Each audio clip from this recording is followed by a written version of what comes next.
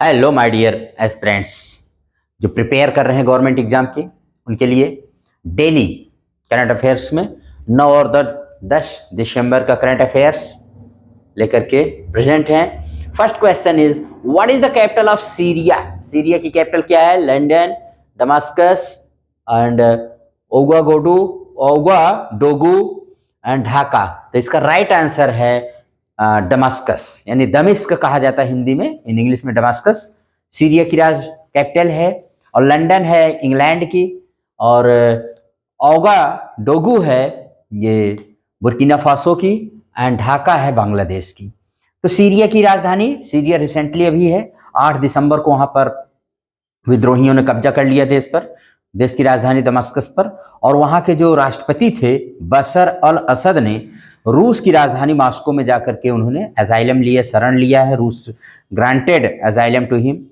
और 24 ईयर्स का जो रूल था, एक तरह से रूल क्या, 1970 से ये असद माने असद डायनेस्टी वहाँ जो शासन कर रही थी उसका अंत हो गया है। और अब वहाँ पर ये बशर अल असद तो 24 साल से 2000 से वहाँ पर शासन कर रहे थे, इसके पहले उनके पिताजी थे। तो उस शासन का जो 54 साल से अंत हो गया है। ऐसे ही आप देखेंगे बांग्लादेश में भी जो 1970 से 71 से शासन चल रहा था, जो पूर्वी पाकिस्तान के नाम से जाना जाता था पहले, 1971 में एक नए देश के रूप में बना जिसका नाम बांग्लादेश पड़ा। वहाँ पर भी आप देखें अगस्त में तख्ता पलट हो गया और वहाँ की माने इलेक्टेड प्राइम मिनिस्टर भारत में शरण ली हुई हैं, शेख हसीना जी। तो आप इसको याद रखिए, दोनों देश में इस समय यही हुआ। 1970-71 से दोनों ही देश माने एक तरह से शासन कर रही थी जो सत्ता, वहां पर उसको हटना पड़ा। तो इसको आप रिमेंबर रखिएगा अच्छे से। इसके बाद इसमें है दूसरी ओगा डोगू। तो ओगा डोगू मैंने कहा ना, ये बुर्किना फासो की राजधानी। बुर्किना फासो एक पश्चिमी अफ्रीकी देश है, एक लैंड लॉक्ड कंट्री है वेस्ट अफ्रीका में। 6 कंट्रीज इसको बॉर्डर करती हैं। उत्तर में माली है, पूर्व में नाइजर है, दक्षिण में टोगा और घाना है, दक्षिण पूर्व में बेनिन है, और दक्षिण पश्चिम में आइवरी कोस्ट है। ये अभी क्यों न्यूज में है? तो वहां पर न्यू पीएम अपॉइंट किए गए हैं रिमताल्बा जीन इमैनुअल ओड्रागो। ये जानते रहिएगा, रिमताल्बा जीन इमैनुअल ओड्रागो वहां के नए प्रधानमंत्री बने हैं, appointed by military junta of Burkina Faso. Remember it always. Burkina Faso की जो ऑफिशियल लैंग्वेज है वो फ्रेंच है, और वह इस बुर्किना फासो का जो मीनिंग होती है ईमानदार लोगों की भूमि, land of honest people. Bangladesh की राजधानी ढाका है। ढाका में अभी क्या हुआ है, बांग्लादेश ने ACC men's under 19 Asia Cup जो दुबई में हुआ था उसमें भारत को हरा करके ये ट्रॉफी दूसरी बार जीत लिया है, और भारत 9वीं बार जीतने से इसको चूक गया है। ठीक है, remember it. Next question is who is newly appointed as RBI governor. जानते हैं हमारे देश का केंद्रीय बैंक, बैंकों का बैंक आरबीआई के नए गवर्नर अभी कौन बनाए गए हैं? जैसे आज 10 दिसंबर है, आज ही शक्तिकांत दास जी रिटायर हो जाएंगे, तो कल ये शपथ लेंगे 11 दिसंबर को। तो इसमें है शक्तिकांत दास, संजय मल्होत्रा, रामचंद्रन, राहुल नार्वेकर। तो राइट आंसर है संजय मल्होत्रा जी। तो इनके बारे में थोड़ा सा आपको बता देते हैं। पहले शक्तिकांत से, ये 12 दिसंबर 2018 से लेकर के 10 दिसंबर 2024 तक इनका कार्यकाल रहा। इनको एक बार 2021 में एक्सटेंशन भी दिया गया था, रिमेंबर इट। और ये जो आए हैं संजय मल्होत्रा जी, रेवेन्यू सेक्रेटरी रहे फाइनेंस मिनिस्ट्री में, मोस्टली वहीं से लोग आते हैं इसमें।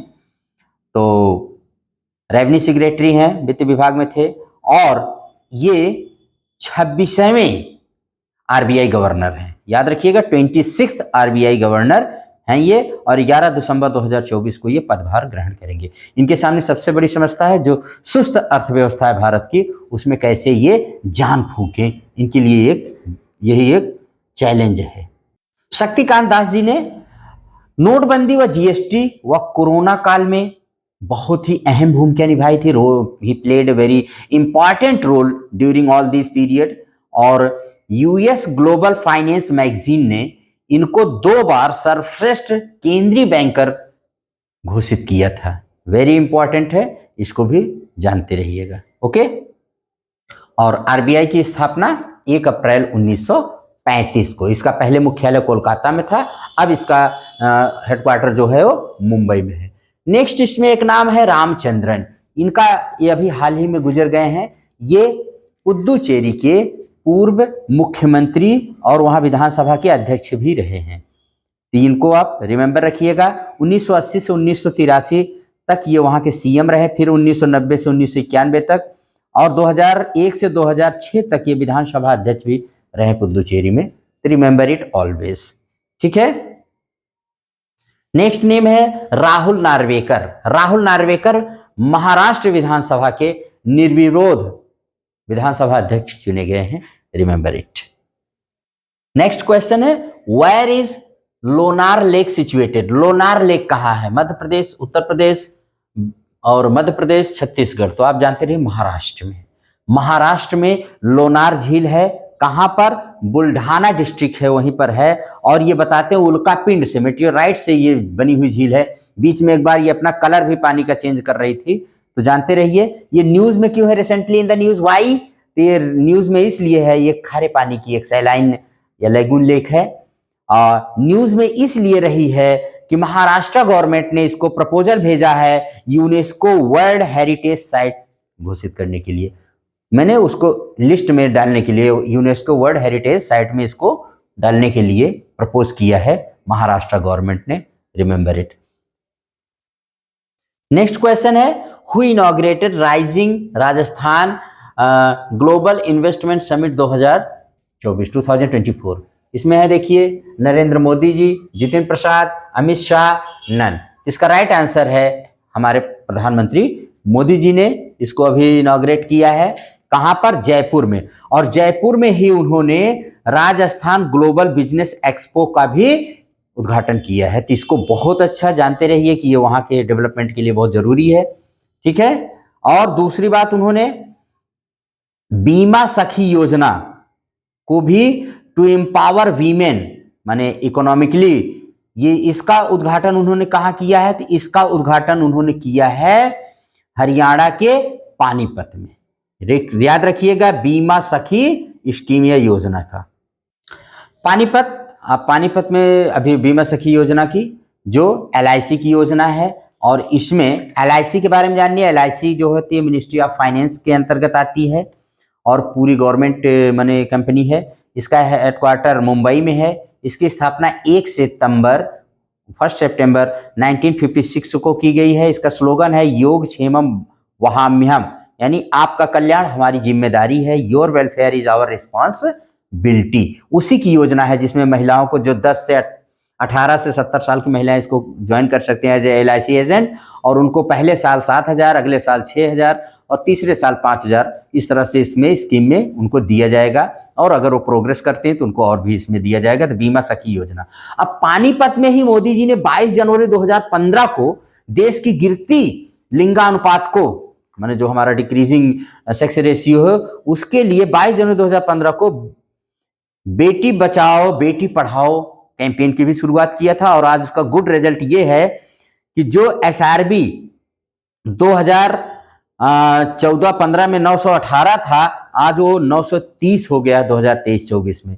और जो GER मतलब ग्रॉस एनरोलमेंट रेशियो था 75.51%, आज 2014-15 में, आज वो 2021-22 में जाके 79.1% हो गया है। इसको याद रखिए। मतलब बेटी बचाओ बेटी पढ़ाओ, वही हरियाणा के पानीपत से उन्होंने 22 जनवरी 2015 को शुरू किया था, और इसका रिजल्ट अब आज देखने को मिल रहा है। हालांकि इसका जो GR है वो सेकेंडरी लेवल पर है। तो the scheme aims to eliminate gender biased practices, ensure girl child protection and promote education. इसी के लिए बेटी बचाओ बेटी पढ़ाओ अभियान शुरू किया गया था, और उसका गुड रिजल्ट अब आ रहा है। अंडरस्टैंड? वही पानीपत है। और नेक्स्ट नाम इसमें है, हाँ, इसमें नेक्स्ट नाम है अमित शाह। अमित शाह जी ने जोधपुर में भी सरदार वल्लभ भाई पटेल की प्रतिमा का अनावरण किया, अनवेल किए हैं, तो उसको भी स्टैचू किए हैं।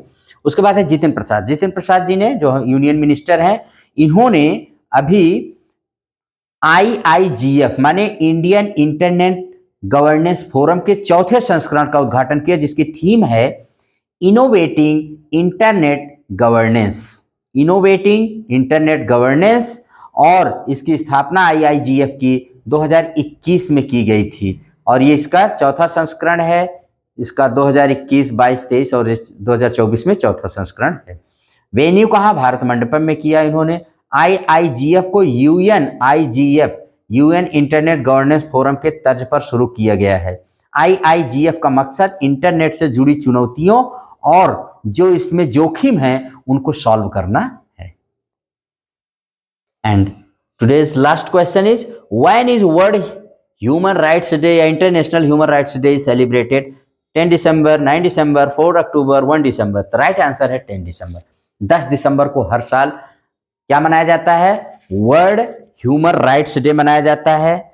तो क्यों ये मनाया जाता है? क्योंकि 10 दिसंबर 1948 को यूएन जनरल असेंबली ने UDHR यानी universal declaration of human rights यानी मानवाधिकारों की सार्वभौमिक घोषणा की थी। मानवाधिकारों की सार्वभौमिक घोषणा की थी, उसी की याद में हर साल ये मनाया जाता है। जन्म मानवाधिकार क्या होते हैं? हमारे जन्म से जो अधिकार हमको मिलते हैं वो मानवाधिकार है, और सब पर ये बराबर लागू होते हैं, पूरी दुनिया के मानव पर। भारत में 28 सितंबर 1993 को मानवाधिकार कानून लागू किया गया है, ठीक है। और भारत में NHRC नेशनल ह्यूमन राइट्स जो है वो भारत में मानव अधिकारों की सर्वोच्च संस्था है, हमारी गार्जियन है, वही रक्षा करती है मानव अधिकारों की। और 10 दिसंबर को ही जानते रहिए मानवाधिकारों के क्षेत्र में यूएन पुरस्कार माने यूएन पुरस्कार और नोबेल प्राइज भी इसी दिन दिए जाते हैं। यूएन पुरस्कार और नोबेल प्राइज। और इसके अलावा 10 दिसंबर को ही 2 दिन मनाए जाते हैं। एक तो होता है कि आपका एक होता है इंटरनेशनल एनिमल राइट्स डे भी इसी दिन, और इसी दिन इंटरनेशनल ह्यूमन राइट्स डे माने पशुओं और मानवों के अधिकारों को एक ही दिन मनाया जाता है कि जितना पशुओं के हैं वैसे ही मानवों और पशुओं के अधिकारों को संबंध दिखाने के लिए एक ही दिन 10 दिसंबर को दोनों के अधिकार मनाए जाते हैं। अनकेज्ड नामक एक पशु अधिकार समूह ने जानबूझकर यही दिन चुना था ताकि पशु और मानव अधिकारों के बीच के संबंध को उजागर किया जा सके। उसके बाद इसमें 9 दिसंबर है, तो 9 दिसंबर को भी 2 दिवस मनाए जाते हैं। एक होता है अंतर्राष्ट्रीय नरसंहार पीड़ित स्मरण व रोकथाम दिवस मनाया जाता है। दूसरा है अंतर्राष्ट्रीय भ्रष्टाचार विरोधी दिवस, माने भ्रष्टाचार से लोगों में भ्रष्टाचार के प्रति लोगों को, सरकारों को, संगठनों को, सबको एक तरह से प्रेरित करने के लिए कि इसको रोका जाना चाहिए, इससे बड़ी हानि होती है। आप तो देख रहे हैं भ्रष्टाचार, करप्शन के खिलाफ एक्शन लें, इसलिए ये डे भी मनाया जाता है। और इसके बाद है 4 अक्टूबर। 4 अक्टूबर भी इसमें है। तो 4 अक्टूबर को जानिए वर्ल्ड एनिमल डे माने विश्व पशु दिवस मनाया जाता है। एक जर्मन डॉग एक्सपर्ट थे हेनरिक जिमरमैन ने 1925 से इस दिवस को मनाने की शुरुआत किया था। और 2024 में वर्ल्ड एनिमल डे की थीम है the world is their home too माने विश्व भी उनका घर है। और भारत में पशुओं के अधिकार के लिए, पशुओं की क्रूरता के अधिकार के लिए, मतलब क्रूरता के प्रति, पशुओं के प्रति क्रूरता को रोकने हेतु भारत सरकार ने 1966 में जानवरों के प्रति क्रूरता की रोकथाम अधिनियम को लाया। ये लाया गया है to prevent cruelty towards animals, prevention of cruelty to animals act introduced in India 1966 में। Remember it. अंतरराष्ट्रीय मानवाधिकार दिवस की थीम है 2024 की our rights our future right now, हमारे अधिकार हमारा भविष्य अभी। 1 दिसंबर को BSF माने बॉर्डर सिक्योरिटी फोर्स ने, जो हमारे पाकिस्तान और बांग्लादेश के बॉर्डर पर रहते हैं, जिनको countries first line of defence कहा जाता है, इसने अपना 60वां माने रेजिंग डे मनाया, फाउंडेशन डे मनाया है। इसको भी आप रिमेंबर रखिएगा। सतीश करुणाकरण ने गुवाहाटी मास्टर्स बैडमिंटन एकल खिताब जीत लिया है एकल में, और युगल में अश्विनी पोनप्पा व तनिषा क्रेस्टो ने चीन को हरा करके, मैंने चीन की मैंने जो प्लेयर्स हैं उनको हरा के जीता है। ये गुवाहाटी में हुआ है, इसका पहला एडिशन 2023 में हुआ था, सेकंड 2024 में हो रहा है, और इसकी प्राइस जो है 1 लाख माने डॉलर है। ठीक है, इसको रिमेंबर रखिएगा। तो आप इसको एंजॉय करिए, और अगर ये क्लास पसंद आए तो लाइक करिए, शेयर करिए एंड सब्सक्राइब करिए। इसी के साथ क्लास को एंड करते हैं। Thank you very much.